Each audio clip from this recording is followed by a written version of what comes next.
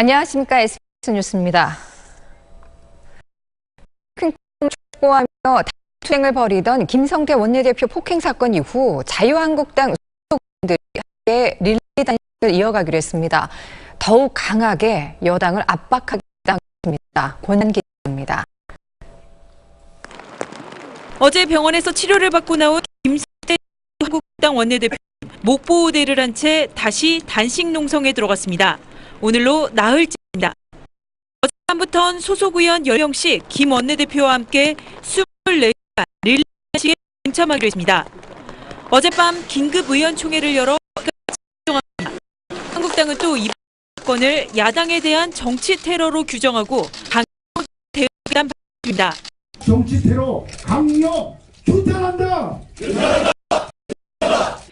김 원내대표는 다만 단식 투쟁과 관계없이 국회 정상화를 위한 대화는 계속해야겠다고 밝혔습니다. 여야 원내대표들도 조만간 김 원내대표나 타협방안 모색에 나설 것으로 보입니다. 앞서 김 원내대표는 어제 오후 단식 투쟁 도중 악수를 하자며 접근해온 31살 김모 씨입니다. 경찰은 31살 김모 씨를 상대로 범행 동기를 조사하고 있습니다. 정세균 국회의장은 의회 수장으로서 이번 피습 사건에 대해 유감을 기관 수사를 촉구하고 알려졌습니다. SBS 권란입니다. 트럼프 대통령이 이틀 연속 북미 정상회담 개최 장소와 날짜가 정해졌다고 말했지만 구체적인 일정이 되지 않았습니다. 대통령은 현지 시간으로 5일 오하이오주 클리블랜드에서 열린 에서 시간과 장소 결정을 모두 마쳤고 우리는 날짜를 갖고 있습니다. 회담 결과에 대해선 어떤 일이 일어날지 보자고 말했는데 전날 날짜와 장소가 정해졌다는 말만 하고 구체적인 내용에 대해서는 침묵한 겁니다. 이번 백악관 관계자는 기자단에 오늘 구체적 날짜와 시간 없을 것이라고 공조했습니다. 세계 탁구 선수권 시상식장에서 태극기와 인공가 올라갔습니다. 27년 만에 단일팀을 재현한 남북 선수 1명 모두 시상대에 올라가 동메달을 목에 걸었습니다. 여자 탁구 메달 시상식장에 사이좋게 입장합니다. 공동 동메달의 홍콩 선수들과 악수에 나섰는데 감독 2명까지 모두 11명이 무대를 꽉 채웠습니다. 한국 선수들은 토마스 바이케르트 국제탁구연맹 회장이 건네준 동메달을 목에 걸고 환하게 웃었습니다. 단일팀 성사에 결정을 한 국민 IOC 선수들에게 일일이 꽃다발을 전달하며 축하 인사를 건넸습니다. 태극기와 인공기가 나란히 개양된 모습을 숙연하게 바라보며 다시 한번 하나의 눈을 느꼈습니다. 이틀간의 짧은 만남이었지만 서로 농담을 주고받을 만큼 친한 사이가 됐습니다. 저희가 연습을 같이 하고 있었는데 경기를 했어요. 근데 제가 이겨가지고 김성희 선수한테 바보라고 계속 놀렸거든요. 최명수 좀 좋아해서 내가 제주기 잘했구나 하고 생각했습니다. 국제탁구연맹 적으로 성사된 남북 단일팀을 기념하기 위해 선수들의 이름을 써놓은 한국의 탁구박물관에 전시하기로 했습니다. SBS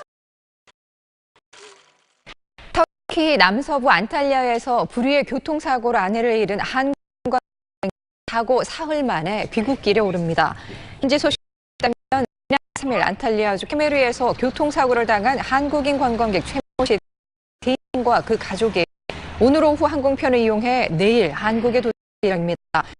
일행의 배우자 3명의 시신도 내일 운구될 예정입니다. 나머지 일행 김모 씨는 공안시에서 치르고 있습니다. 지난 19대 대통령 선거에 특정 후보가 찍은 스포츠를 촬영한 뒤 SNS에 올린 20대에게 벌금형이 선고됐습니다. 홍주법 형사 11부는 공직선거법 위반 혐의로 기소된 29살 벌금 50만 원을 선고했습니다. 재판부는 판결문에서 투표의 비밀 유지와 공정 절차를 보장하는 선거법 취지에 정면으로 반하는 행위라고 지적했습니다. 그러나 단순히 투표 사실을 증명하려 했다는 점을 참작했다고 덧붙였습니다. 43년 만에 가장 강력한 지진이 미국 하와이에서 강타하면서 킬라우에라 킬라우에아 점점 활발해지고 있습니다. 용암 분출구가 새로 생겨나면서 지역 관광객의 불안도 커지고 있습니다. 보도에 송인호 기자입니다. 화산 분출구에 시뻘건 용암이 유독가스와 함께 하늘 높이 뿜어져 나옵니다. 돌을 타고 내려와 민가를 위협합니다. 킬라우에아 화산 용암 더 많은 양의 용암이 흘러내릴 것으로 우려된다고 현지 언론이 보도했습니다. 어제 43년 만에 가장 큰 규모 6.9 강진이 킬라우에아 강타면서 분출구가 생긴 겁니다. 피해도 킬라우에아 화산 주변 관광객 2,600여 명은 긴급 지역주민 800명도 피난소로 대피한 상태입니다. 화산 주변 지역 14,000여 가구에 있고 일부 물 공급도 중단됐습니다. 하와이 화산 국립공원 Aftershocks have continued throughout the day, but still a very real concern here in the park. 유독가스인 이산화황가스 분출도 어마어마해 어린이들의 건강 악화도 우려하고 있습니다.